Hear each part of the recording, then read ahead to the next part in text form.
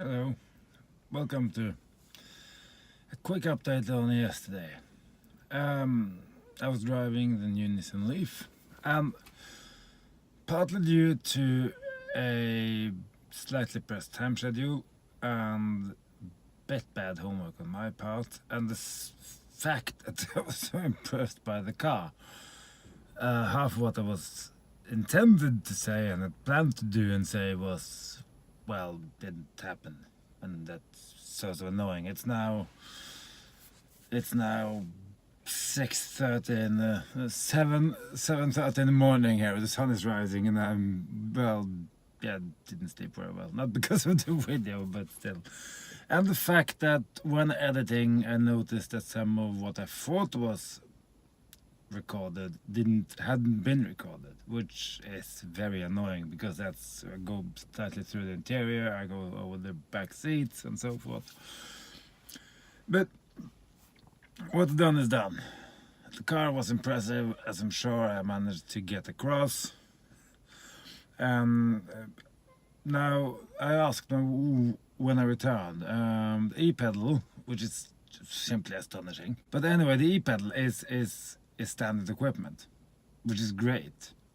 And my car had intelligent cruise control, call it whatever you want.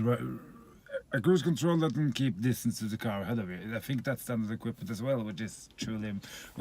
We've talked about passive and active safety and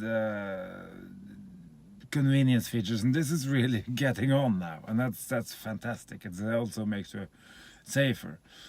We've covered that in several earlier videos, I think. And it starts at about 250,000 Norwegian kroner, which is still very, very, very good price for what you get for that range and all that. And I know keep saying, and it is a fact, that I've never put so many miles so fast or kilometers so quickly on a car that I have done on this. And it is relatively short range and all that, blah blah blah. But it was very pleasant to get in the car yesterday. I don't really think about the range. Yes, I glanced at it every now and then, but I didn't think of it because it just wasn't a problem at all, really. And it's so much more relaxing. Not that this one works fine, but it is just, the way future and all that. And the exterior footage, as I mentioned, were also gone, so I think the new look of the car brings it bang up to date in the rest of the Nissan lineup. The only thing, well, there are several things. They have all the decals, but when I see them in the road, which I do from time to time, they are beginning to be delivered now. You can tell by the charge hatch on the lower end of the bonnet. That's sort of it. So other than that, it looks just like any other of the small city cars from Nissan, which is good. It's modern, it's fresh, it's aggressive, it's up to date. I like it. It's very, very, very good. Much better than the slightly oddball previous ones. That said, the old taillights were good because they were spread over. They were so long, so tall that you saw them regardless. But the new one don't have that. But there you go. Some call it progress.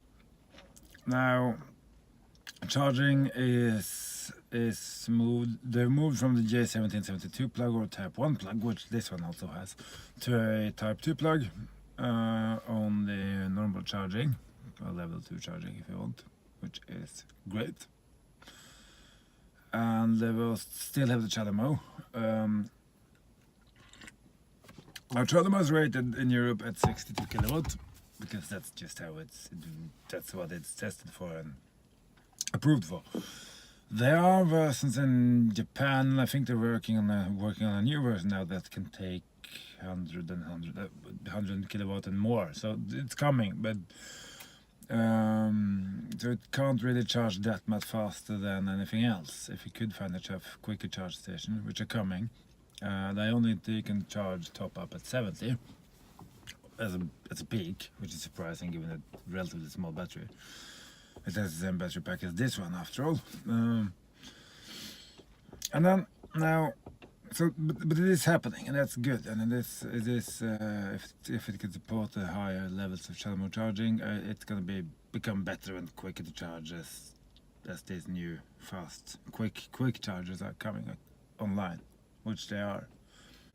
A few things didn't mention yesterday. I've forgotten I didn't have the Bose. This also applies to the first gen car. The Bose amplifier, which is in the back. It's in the cargo in the back. The shape of we covered that yesterday. That's personal preference. I wanted it to be more flat load floor. It is a deep well, but they've sold 350,000 of them. These cars, the Leaf, so can't be that bad. But the Bose amp is in the middle of the way, and that's just a stupid place to put it, and that's silly, and it's the same thing here, and that's just... I don't know why it's placed there, if it's wiring in the floor or what its reason is, but that's just a lack... Sorry, but that's just bad design. Another thing that's strange is the steering wheel. Not the wheel itself, but the fact that it has... I understand it in the first gen, because that was a... Okay, we try this and see where it goes kind of thing. Second gen isn't. Second gen this is a serious car, it's a good car. And the quality of the rest of the car is sort of let down by this. You don't have telescopic steering wheel. Now, as I drove yesterday, like I said, I was a bit stressed, so I didn't have the time to run all the adjustments, because things were set pretty much where I wanted it to be from the off. That's good. I didn't have any problems with steering wheel, but having a car in 2018 that you can only tilt up and down and you can't push and pull to and from you is just borderline unacceptable, because it's something they have in their... It's not, they don't have to invent this. They just go into a shelf, pick it down and plonk it in. So that's not an excuse. It isn't.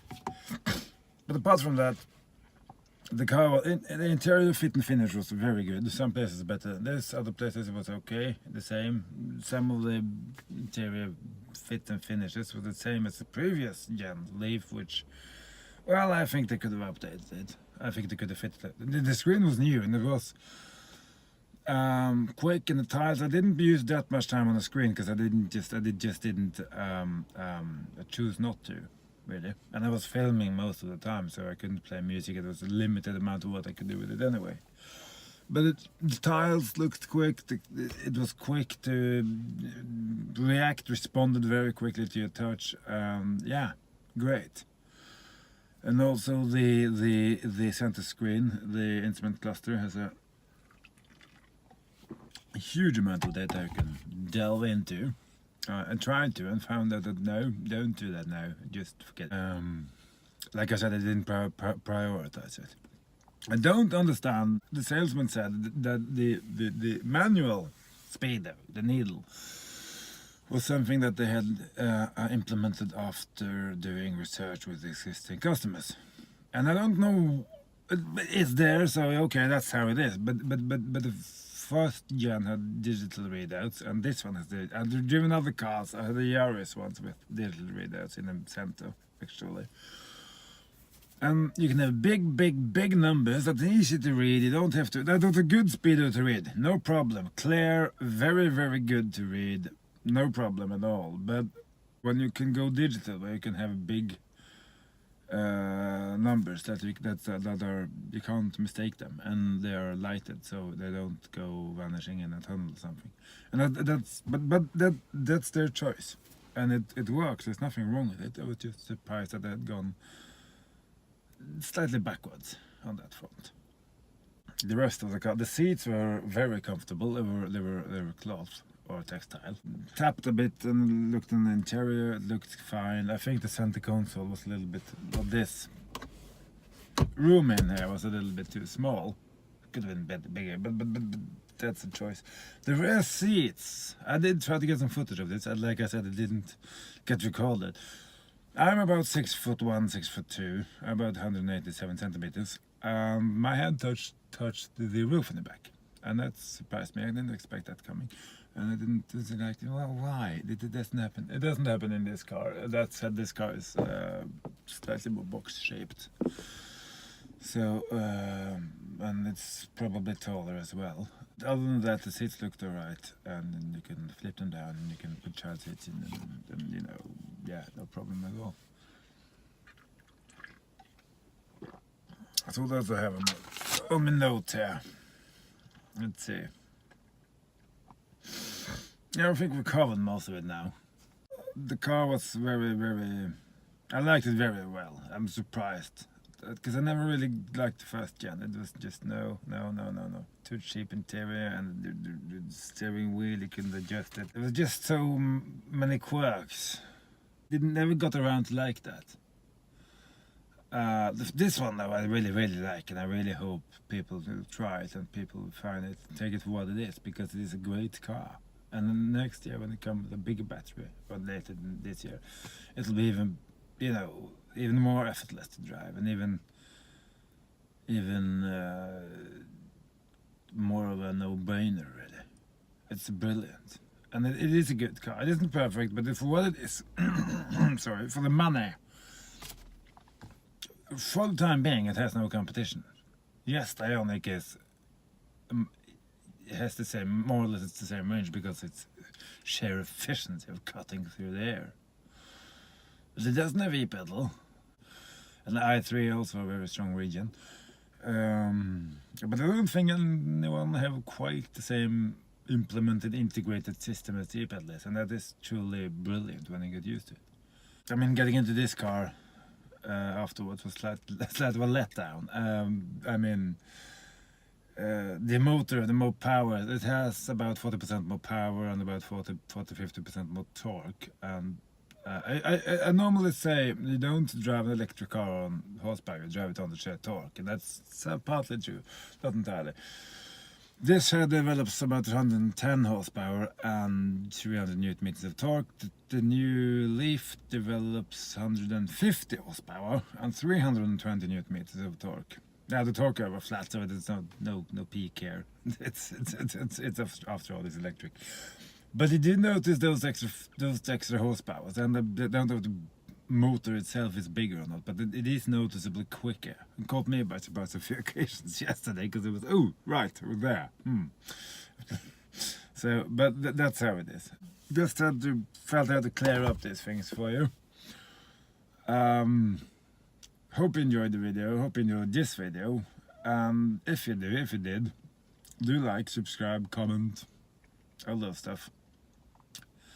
The sun is rising here, and it's going to be a glorious autumn day. So,